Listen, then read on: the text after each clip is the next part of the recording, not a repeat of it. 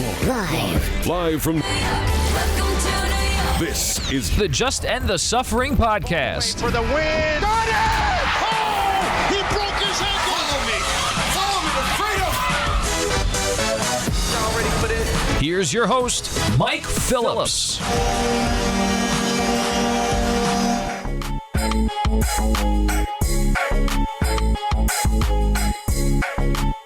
What's up, everybody? Welcome back to the Just End the Suffering podcast, your New York sports talk from a long-suffering fan. I'm your host, Mike Phillips. Once again, getting ready for more football this week. We had a lot of football talk on the podcast already this week. We spoke to Mike Sando of The Athletic in our NFL preview show on Tuesday. It was a great conversation. I recommend you check that out. I also spoke to Robert Mays, the host of The Athletic's Football Show podcast. Spoke to him on Friday. Previewed the Week 1 slate. Got a good stuff there. I have another bonus NFL conversation to you. I'm speaking to Jim Trotter of the NFL Media in just a minute. Touch on some more storylines going around the league right after this and get you in the mood for a little football here. Play our pick music, but get us set up for our conversation with Jim Trotter.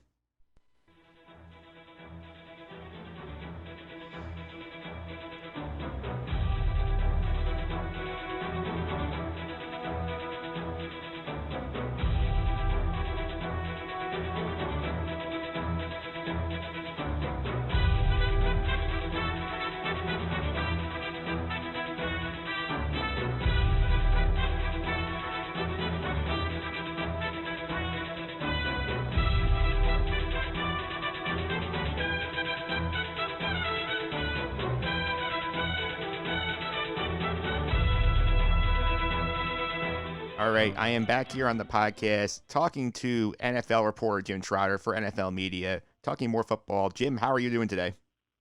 Doing well. How are you? Doing very good. I have to say, it feels good to have football back. I just feel like there's so many storylines to keep an eye on this year. What are some that you're looking forward to watching this season? I think first and foremost, it's COVID-19 and how it's going to impact the season. So, fortunately, we didn't have many instances or infections during training camp, which was a positive, and I think a credit to the NFL, the NFLPA, the medical staff, and most importantly, the players who were very disciplined and took this whole issue seriously. But now we move into a new phase where we now have travel, stay in hotels, those sorts of things, and so it's going to be interesting to see if there's any impact from that. But that's the number one storyline. And then after that, it's all about, football. And every year we have storylines. This year, Tom Brady moving, the changes in Dallas, Ben Roethlisberger coming back. Can the 49ers take that final step? Can the Chiefs become the first team since the Patriots in 03-04, I believe it was, to repeat? So all sorts of fun things. But like you, I'm just happy we have football back. I am too. And you mentioned Tom Brady this year going to Tampa Bay. I just feel like this last couple of years sort of been like a changing of the guard at the quarterback, where for years we had the Tom Brady, Ben Roethlisberger, Peyton Manning, Eli Manning, Drew Brees contingent. Now it feels like the younger guys starting to take over. How does it feel like to just, sort of see this change happen? Now we're heading towards the Patrick Mahomes, Lamar Jackson era of the NFL. I love it. It not only is a change of from older to younger, but it's also a change in terms of the racial demographics as well. For decades, the NFL did not have black quarterbacks. And now look at some of the top young players in the NFL at that position, whether it's a Russell Wilson, a Patrick Mahomes, a Deshaun Watson, a Lamar Jackson.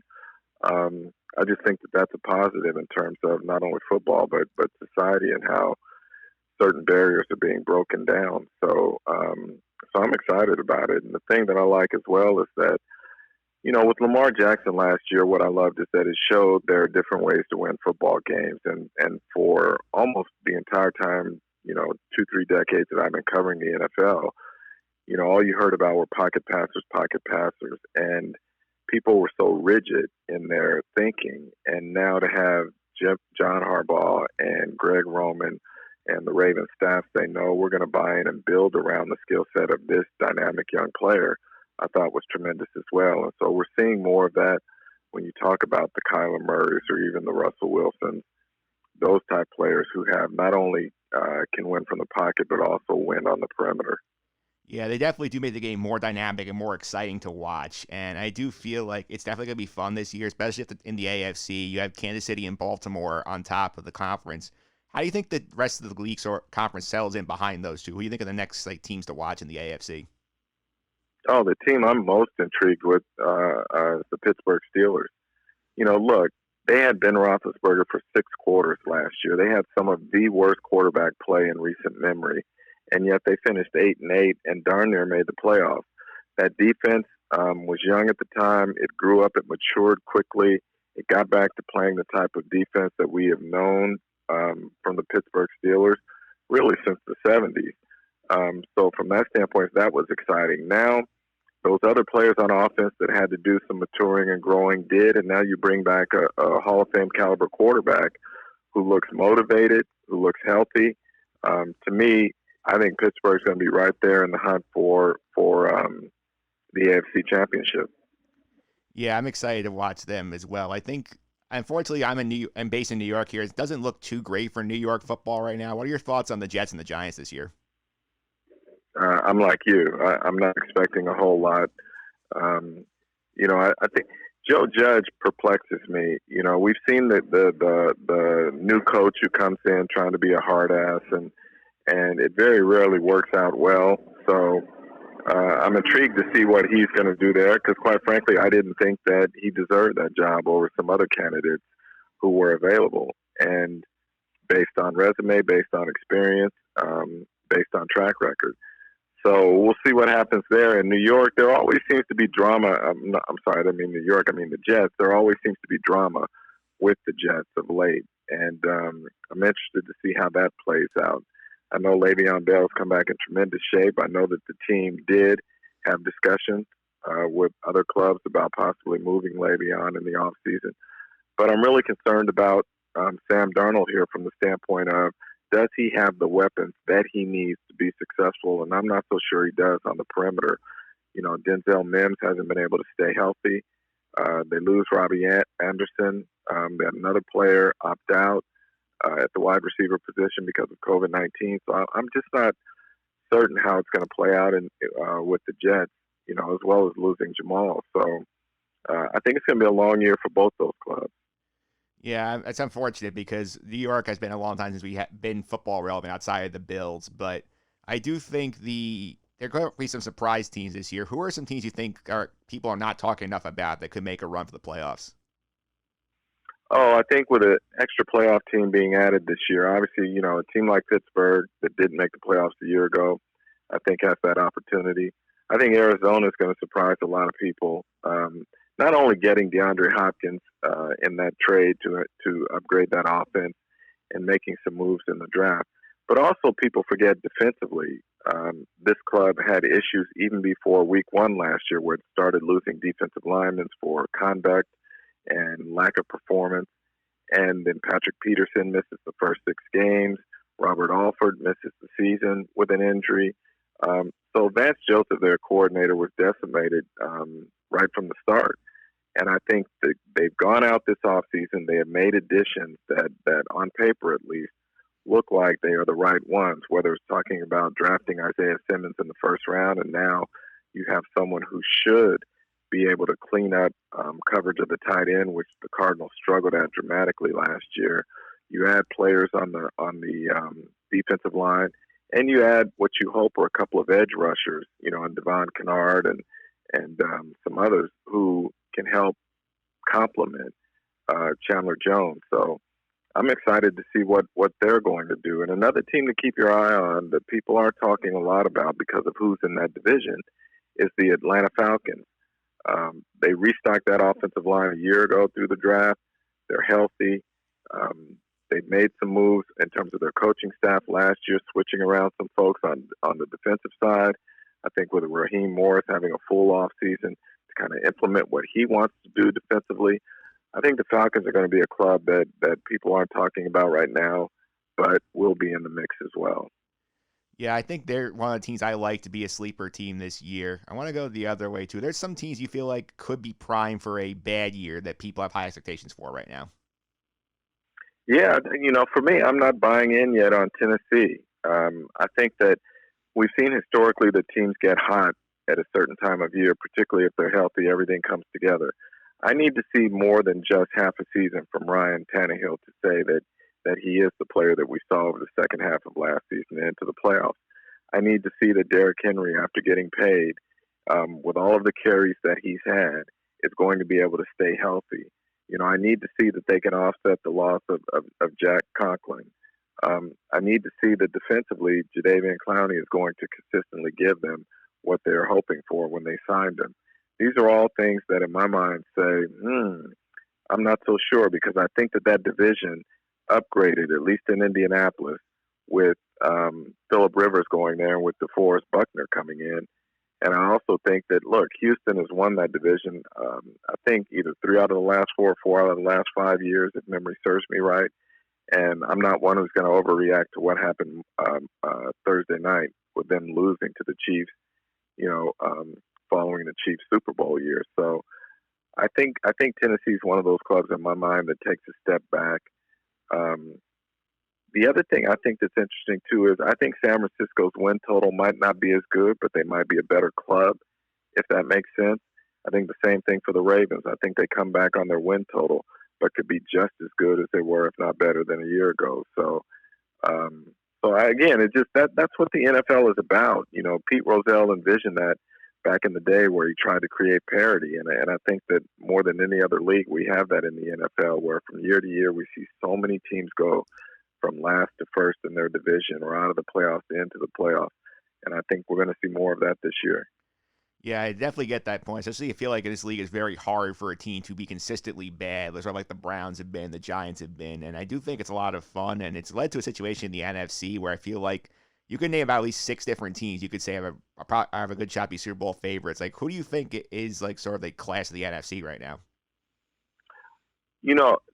The first thing I would say to you is that it's a marathon and not a sprint. So what I say to you now might sound funny, because everyone many people base their predictions on what happened last year, and contextually does not or do not look at what's changed. I'm going to say to you, I think the Dallas Cowboys are going to be right there in the mix for the NFC and the Super Bowl this year.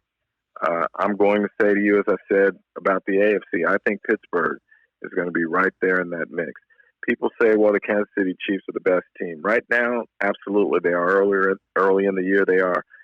Typically, returning Super Bowl champions come out of the gate pretty well.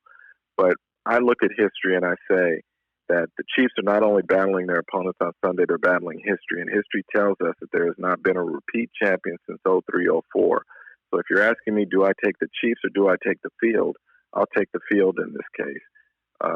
But I think 2 teams to watch that if you're not going to be blinded by what happened a year ago, are Pittsburgh and Dallas in my mind.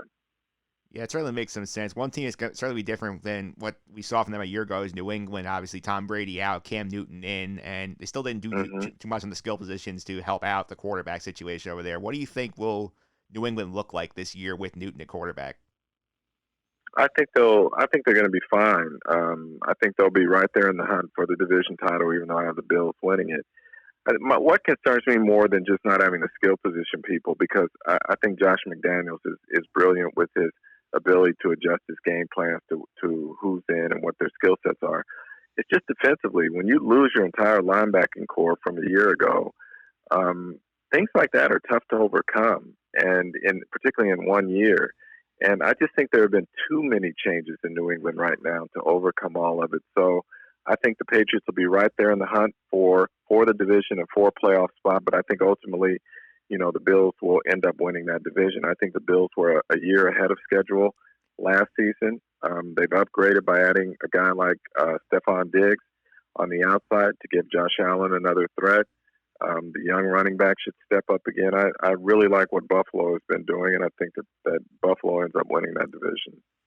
Yeah, that's certainly a fair point. It's something I did not really consider at this time. But the last thing I really want to ask you is, in terms of, like, you mentioned the COVID impacts before, it's like, obviously we've seen irregular seasons before where we've had, like, strikes shortened years and we've had, like, dates moved around because of events outside the football world. Like, What do you think the NFL would consider sort of like a successful season? Would it just be completing a certain number of games and getting the playoffs played, or you think they would be upset if they didn't get like a certain number in? No, I think ideally for them, the perfect season is to be able to play the 16 games in a full playoff, and hopefully at some point to be able to get fans back and fill the stadiums. And we know some stadiums are going to have a limited number of fans based on the medical recommendations of their city, their state, and their region. But for me, I think from the NFL, it's just being able to get through and have a season, a full season is a win for them. I think not having to shut down prematurely is a win for them. I think they know, look, there are going to be some revenue issues based on COVID-19 and the fact that you're not going to have full stadiums and the like. But much of the NFL is driven, as we know, by TV revenue. And so I think if they can get through this where they get their full TV revenue and then they can make up some of the ancillary revenue in other ways, whether it's signage within these stadiums in the first 6 to 8 rows, whatever that figure was, that sort of thing, then I think we get through it. But no question, I think it can be considered a successful season if they do not have an outbreak that causes them to miss games or to end the season prematurely. All right, Jim, thanks for all the time. I really appreciate it. Before I let you go, can you let people know how to follow you on social media and keep up with some of the stuff you're up to? I'm at Jim Trotter _NFL on Twitter, and you can find me on NFL.com in terms of stories I'm doing for NFL media. All right, Jim, thanks all the time. I really appreciate it. No problem. Thanks for having me. All right, and there you have it. That was our conversation with Jim Trotter of NFL.com. A lot of good insight there from Jim. I want to thank you for hopping on. I also want to thank you for listening to the podcast. This is the third episode this week talking about the NFL. A lot of interesting stuff to be gleaned from these 3 NFL conversations. As I mentioned earlier in the podcast, the conversation with Mike Sando and Robert Mays, those episodes are out already. They are on YouTube as well. The conversations, Mike Phillips on YouTube for that information. You can also subscribe to this podcast on iTunes, Google Play, TuneIn, Stitcher, and Spotify. Simply search for Just End the Suffering on any of those platforms. You can find all our old episodes there. As I mentioned a second ago, Mike Phillips on YouTube, the individual conversations, including this conversation with Jim Trotter, will be up there shortly. You can also follow me on Twitter at mphillips331. That's MPHILIPS 331. And that's going to be it for this bonus episode of the Just End the Suffering podcast. Coming up next week, Week 1 recap with the great Joe Daloizio, Week 2 NFL picks, and more. Until then, let's watch some football.